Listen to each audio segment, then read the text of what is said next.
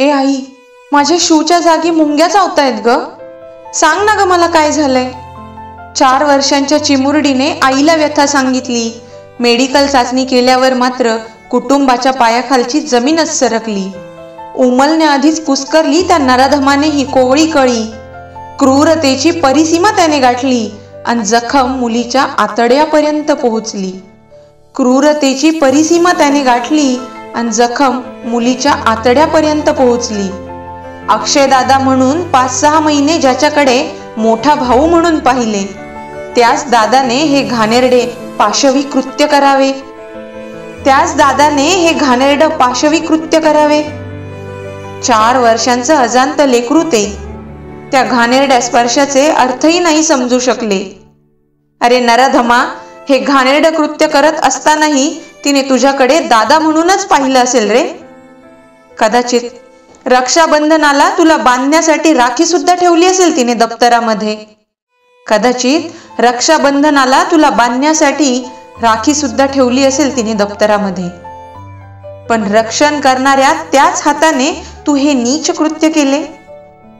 सफाई काम करणारा घाणीतला किडा तू, हेच तर तू सिद्ध केले. हैवान बनण्याच्याही लायकीचा नाही तू. इतके घाणेरडे कृत्य तू केले. एकदा, फक्त एकदा जन्म देणाऱ्या आईला आठवून बघायचे होते रे, की सगळीच नाती फोल ठरतात तुमच्या पुरुषी वासने पुढे. देवा, यासाठीच देतो का रे आम्हाला या गोड मुली, की इतकी स्वस्त झाली आहे महाराजांच्या स्वराज्यात इज्जत आया बहिणींची. की इतकी स्वस्त झाली आहे महाराजांच्या स्वराज्यात इज्जत आया बहिणींची. इथलीच अक्षता, इथलीच यशस्वी आणि इथलीच अवघ्या 4 वर्षांची चिमुरडी. फुलण्याच्या वयातच यावेत हे भोग तिच्या नशिबाला. लाज लज्जा शरम काहीच उरली नाही का या माणसांमधल्या पशूंना. त्या लेकराच्या डोळ्यातील निरागसपणाही नाही दिसत का घाणेरड्या वासनेला. त्या लेकराच्या डोळ्यातील निरागसपणाही नाही दिसत का या घाणेरड्या वासनेला. यासाठीच का आम्ही फुलासारख्या मुली वाढवायच्या. यासाठीच का आम्ही फुलासारख्या मुली वाढवायच्या.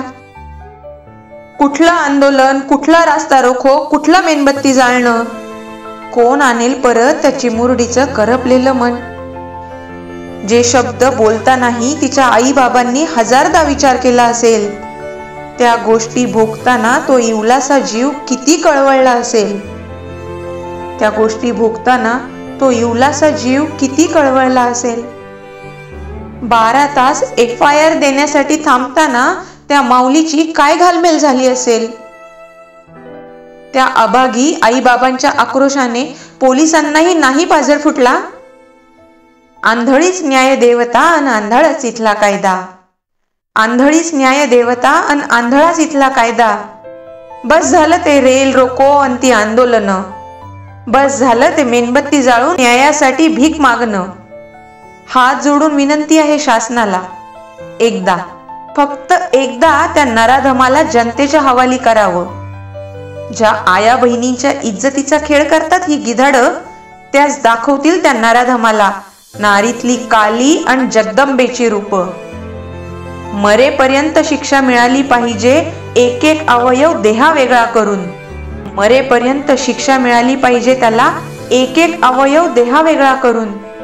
मरणासाठी भीक मागितली पाहिजे त्याने, तेच कलंकित हात जोडून.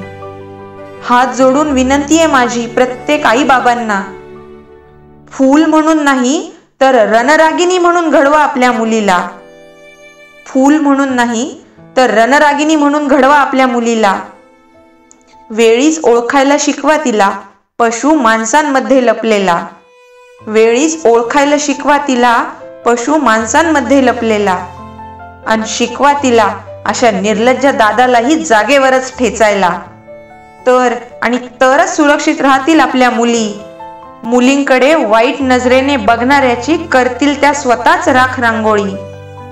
मुलींकडे वाईट नजरेने बघणाऱ्याची करतील त्या स्वतःच राख रांगोळी. धन्यवाद. कविता तुम्हाला आवडली असेल तर नक्की लाईक आणि शेअर करा. कमेंट बॉक्समध्ये कमेंट करा. आणि अशाच तुम्हाला माहीत असलेल्या अजून काही कविता तुम्हाला ऐकायच्या असतील तर तेही मला कमेंट बॉक्समध्ये नक्की लिहून कळवा. थँक्यू.